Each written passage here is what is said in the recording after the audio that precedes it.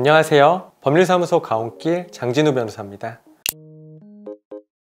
사실 제가 변호사가 되기로 결심한 게 어떤 거창한 뜻이 있었던 것은 아닙니다. 제가 학생 때부터 친구들 고민도 들어주고 해결책을 제시해주는 게 나름 이제 보람도 있고 재미가 있더라고요. 이제 어떤 직업을 하면 좋을까 이렇게 고민들을 많이 하다가 변호사가 딱 내 흥미랑 딱 맞겠다 라는 생각이 들어서 큰 고민 없이 변호사라는 직업을 선택하게 된 것 같습니다.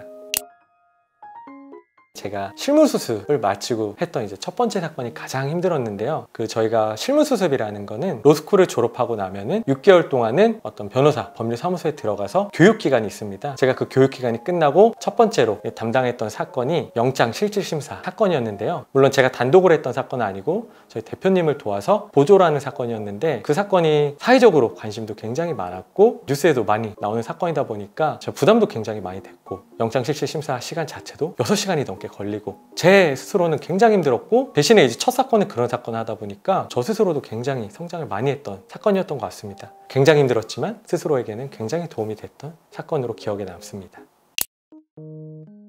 변호사로서 많은 역량이 중요한데 변호사라면 물론 꼼꼼함, 논리력, 그리고 치밀함 다 이건 당연히 갖춰야 되는 거고요. 제가 이제 가장 중요하게 생각하는 거는 의뢰인분들과의 소통 능력입니다. 사건을 진행하는 거는 사실은 제가 생각하기에는 의뢰인과 변호사의 이인삼각, 경주랑 똑같다고 생각을 합니다. 제 경험상으로도 그렇고 제 주변 변호사님들 얘기를 들어봐도 의뢰인분들이랑 소통이 잘 되는 사건은 진행이 잘 된다, 좋은 결과가 있다 라는 얘기를 하고요. 저 역시도 그런 경험을 많이 합니다. 예전에는 이제 변호사라고 하면은 조금 목에 힘을 주고 의뢰인들한테 갑과 같은 그런 좀 지위에 있다고 생각을 하시는 분들도 많았는데 사실 변호사라는 것도 법률 서비스를 제공하는 그런 서비스업이라고 생각을 하거든요. 그렇기 때문에 더더욱이 소통 능력을 중요시합니다.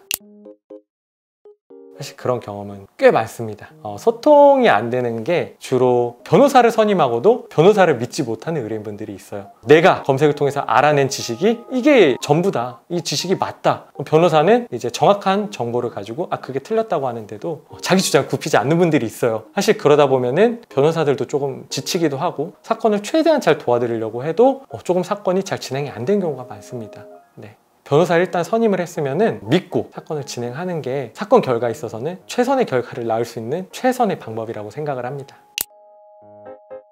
사실 드라마랑 현실 변호사는 동일한 게 거의 없다고 생각이 듭니다. 드라마에서는 직접 법정에 나가서 어떤 화려한 언변으로 법정에서 재판장을 설득시킨다거나 발로 뛰어서 증거들을 열심히 수집하고 몸싸움도 하고 그런 장면들을 많이 보실 텐데요. 사실 현실 변호사는 대부분의 시간, 한 90%의 시간은 책상에 앉아서 컴퓨터로 서면 작업을 하는데 보냅니다. 그런데 이런 현실 변호사들의 모습을 드라마로 만든다면 아무도 보지 않을 것이기 때문에 드라마에서는 우리가 상상하는 그런 변호사의 모습이 담기지 않나 그런 생각이 듭니다. 사실 제가 첫 경력은 법무법인에서 근무를 했었습니다. 초년차 변호사로서 생각이 들었던 게 내가 좀 더 소위 큰 물에서 한 번은 경험을 해보고 싶다라는 생각이 들어서 무작정 좀 대기업에 지원을 하게 됐고 제 인생 경력에 있어서도 굉장히 중요한 경험이었다고 생각이 듭니다. 사실 제가 사건을 진행하다 보면 회사 경력이 없었다면 회사 내부의 어떤 결제나 시스템이 어떻게 돌아가는지도 파악하지 못했을 것이고 회사의 의사결정 사항 어떻게 진행되는지도 몰랐을 건데 제가 회사의 경력을 통해서 회사라는 거 이렇게 돌아가는 거구나 다 알고 있기 때문에 제 사건을 진행하는 데 있어서도 굉장히 도움이 많이 됩니다. 회사 변호사와 저희가 송무 변호사라고 하는데 주로 소송을 하는 변호사의 가장 큰 차이점은 자율성이라고 생각을 합니다. 사내 변호사의 경우에는 사실 변호사라는 점보다는 회사원이라는 데 방점이 찍힌다고 생각을 합니다. 그렇기 때문에 조금 아무래도 회사라는 큰 조직에 속해 있다 보니까 자율성은 아무래도 조금 떨어질 수밖에 없습니다. 대신에 회사가 주는 안정성 그런 부분에 있어서는 아주 장점이라고 볼 수 있고요. 반대로 소송을 하는 변호사, 송무 변호사는 자율성이 굉장히 많습니다. 내 업무만 잘 처리할 수 있다면 출퇴근 시간도 정해져 있는 게 없고 대신에 그에 따라 책임감은 굉장히 많아지고요. 안정성도 조금 떨어지는 부분이 있습니다. 아무래도 이제 북한에서 이탈해서 한국에 들어오신 그 여성분들이 가장 많이 노출되어 있는 게 가정폭력 노출이 많이 되어 있습니다. 사실 그래서 제가 주로 강의를 했던 부분은 가정폭력이 발생하면 어떻게 대응해야 되는지 어떤 보호 조치를 받을 수 있는지 등에 대해서 제가 강의를 했고 특히 북한 이탈 그 여성 주민들을 대상으로 강의를 하게 됐던 거는 사회적 약자의 인권에 대해서도 관심이 있어서 제가 사실 할 수 있는 일이 무언가 생각했을 때 그나마 제가 법적인 지식이 조금 있고 그렇기 때문에 이걸 활용해서 도와줄 수 있는 방법이 그런 이제 북한 이탈 여성 주민분들에게 강의하는 거라고 생각해서 사실 그렇게 해서 참여를 하게 됐습니다. 대한상사 중재원 건설 클레임 전문가 과정이라는 거는 제가 사내 변호사에 있을 때 사실 수료했던 과정인데요. 제가 대기업 건설사에서 근무를 했었고 건설사에 있다 보면은 작고 큰 분쟁이 정말 어마어마하게 많이 발생을 합니다. 그 발생하는 클레임들 그리고 이런 분쟁들을 어떻게 해결하느냐에 따라서 그런 이제 건설 사업이 잘 성공할 수 있느냐 아니면 조금 잘 안 되느냐가 결정될 수 있기 때문에 어떻게 보면은 이런 부분을 어떻게 잘 풀어 나가야 될까라는 부분에 대한 교육을 제가 좀 받고 싶었기 때문에 자발적으로 신청을 해서 이런 교육도 수료하게 되었습니다.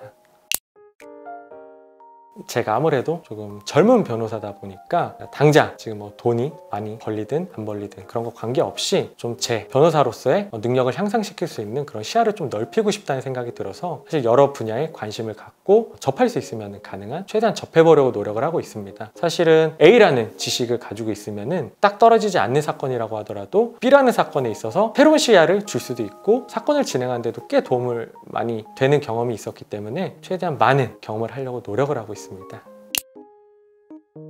네, 사실은 저희 직업이 깊게 아는 것도 중요하지만 얇고 넓게 아는 것도 굉장히 중요하다고 생각을 합니다. 말씀드렸던 것처럼 여러 지식들이 있으면은 한 사건을 바라볼 때 여러 가지 시야, 여러 가지 시각을 갖게 되고 그런 점에 있어서 새로운 아이디어를 발견할 수도 있고 변호사로서 창의력도 중요한 그런 부분이기 때문에 굉장히 도움이 많이 되는 것 같습니다.